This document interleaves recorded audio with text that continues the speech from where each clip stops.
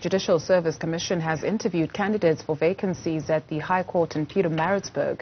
3 judges have been shortlisted, while the JSC has advised President Cyril Ramaphosa to appoint a woman judge president to this court. Let's look at the caliber of the shortlisted candidates. We're now joined by Mbekezeli Benjamin, a researcher and advocacy officer at Judges Matter. Thank you very much for availing yourself this morning. Before we get into the shortlisted candidates, what does it take for somebody to sit before this committee, right, and to actually apply for this position and to be eventually considered? Perhaps I asked for a particular candidate that faced questioning in terms of his questionable judgments, especially when it came to minors in KwaZulu-Natal, which has a high rate of rape. He actually would let people go, and there's a particular story of a 9-year-old who was raped, where he gave a light sentence there. So the Constitution at Section 174 says that you must be a fit and proper and appropriately qualified candidate for you to be appointed as a judge. So what that means is that they look at your legal experience, the qualifications that you hold, and sometimes if you've been lucky enough to be acting as a judge, they also look at your judicial track record, so the judgments that you were able to deliver while you were sitting on the bench. Now, one of the candidates that you referred to, he in fact had acted as a judge in the Durban High Court for quite some time. And so they looked at his judgment, and you're right, some of those judgments were problematic in that he was very lenient when it came to sentences in rape cases, and he was seemed at least to be able to reduce the sentences even in cases where minors were involved. So those are the kinds of things that the JSC looked at, and that candidate was ultimately not appointed. Sure. Well, not recommended for appointment, that is. You speak of fit and proper, and this is not just one case, right? The case of this 9-year-old. He has become known to give these lenient sentences. Perhaps maybe just going forward, before we get into the shortlisted candidates, what then needs to be done to vet candidates to not even, get to this point where one wonders, how did you even make the cut to get here? So one of the big things that we as Judges Matter have been concerned about is that the JSC doesn't really use any sort of criteria to guide how it interviews or even how it shortlists the candidates that we see that come before them. So that we've seen as a major problem in this process. And this week, the JSC told us that they have in fact revised the criteria that they used, and the new ones will be released next week. So during the course of this week, which will be much more sort of refined, much more substantive as to what kind of qualities that they will look for in a candidate. And we assume from those new criteria, they will sort of shift away from just looking at the paper-based application, but they will do a much more thorough job in vetting the candidates before they are even shortlisted. So I think as that was an unfortunate incident with that candidate, but we do hope that going forward, those kinds of people will be vetted out of the system. Let's take a look at the candidates that the President will then have to consider for appointment. Ms. Elsie Marie Bezuidenhout, who is she and what did you make of her interview? So Advocate Bezuidenhout is a senior advocate in Pietermaritzburg. She actually was one of the first women to be an advocate in the Pietermaritzburg bar, in the KZN bar based in Pietermaritzburg. And over the years, she has written quite important judgments, especially on criminal law, which is her primary experience. But she's also gone on to write judgments on family law, on some constitutional aspects, so that she comes with that experience. But even during her interview, I think she was asked about some of these things, because she also came in April of this year, but she wasn't recommended. And so this time around, she was able to convince the JSC that she's worthy of appointment. There was another candidate, Ms. Mlaba, who was also recommended alongside Advocate Bezuidenhout, and she also is a practicing attorney. She's done interesting work in terms of commercial law, which is very few black lawyers, and particularly black women lawyers, are exposed to. So she comes with that kind of experience. And that was something that was taken up again during the interview on Friday.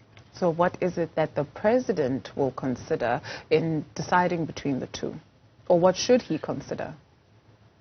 So in terms of the Constitution, the president has zero discretion when it comes to these two, because once the JSC makes a recommendation of these appointments, then the president, all he has to do is to sign off on the appointments. So when the president is appointing judges who are of the Supreme Court of Appeal and below, the list that the JSC gives him is the list that he must appoint. He only has discretion or a choice when it comes to judges of the Constitutional Court, or when it comes to the top 4 leadership positions in the judiciary, which will include the Chief Justice, the Deputy Chief Justice, the President of the Supreme Court of Appeal, and their deputy. So those are the top 4 positions, and in the Constitutional Court, that's where the President has some sort of discretion or a choice.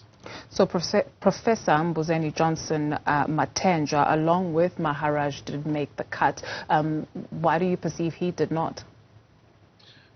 Well, a big thing that dominated the interviews on Friday was this idea of experience. Professor Matenjwa is a senior research professor who's had a number of decades in academia, but one of the big things that the JSC was concerned about is that he doesn't have much practical legal experience in the courts. And for some, that may be seen as unfair, because the Constitution says that someone who is a professor can be appointed as a judge. But it seems as if this time around, the JSC was not convinced about Professor Matenjwa's ability to do court work. And that's the same again with Mr. Maharaj. And of course, there were concerns raised about his judgments while he was acting as a judge of the High Court. So of those candidates, they didn't make it, and the 2 women candidates made it.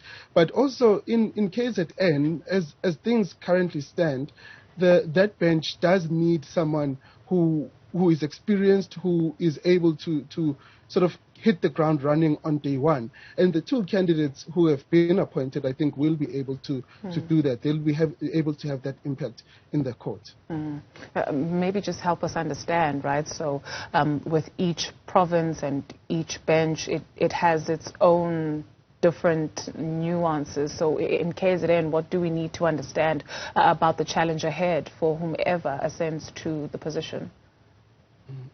So yes, you're right. Each province has really its own unique qualities, and if you think about KZN, it has really a number of unique aspects of it.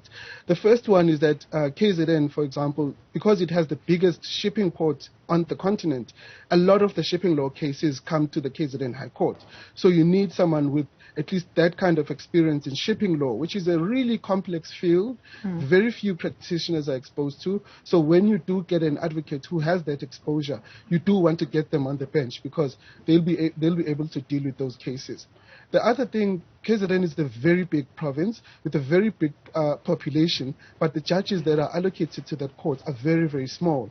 There are very, very few, which means that each judge carries a very big load. There were statistics to show that if you compare KZN and Gauteng, for one judge in Gauteng, the population ratio, one judge is about 100,000 people. In KZN, one judge is 300 people. So you can imagine the kinds of workload that a judge in KZN faces. There's also issues of customary law. We saw recently with disputes over the kingship of the Zulu royal family. Those kinds of things are unique to KZN, and you do need judges who will be able to deal with that kind of work. So those are some of the nuances that the JSC considers when it appoints judges to KZN. Finally, for us, what did you make of the tone of the interviews overall? So this week, the JSC has really pulled up its socks. We were impressed by the tone of the questions, the depth of the questions. Often in the past, we were never able to get to the real issues, the real qualities of the candidates. And this week was so refreshing, because there was not much of that drama that we used to, but a lot more focus on on the real issues that care, the qualities of the candidates, their experience, their judgment, and how they would fare as judges in the court. So that for us was really, really important. And so we hope that the JSC will continue to hold that line and try to keep a dignified interview and make sure that the candidates are assessed on their abilities and their experiences. Mbekezeli Benjamin is with Judges Matter. Thank you very much for availing yourself.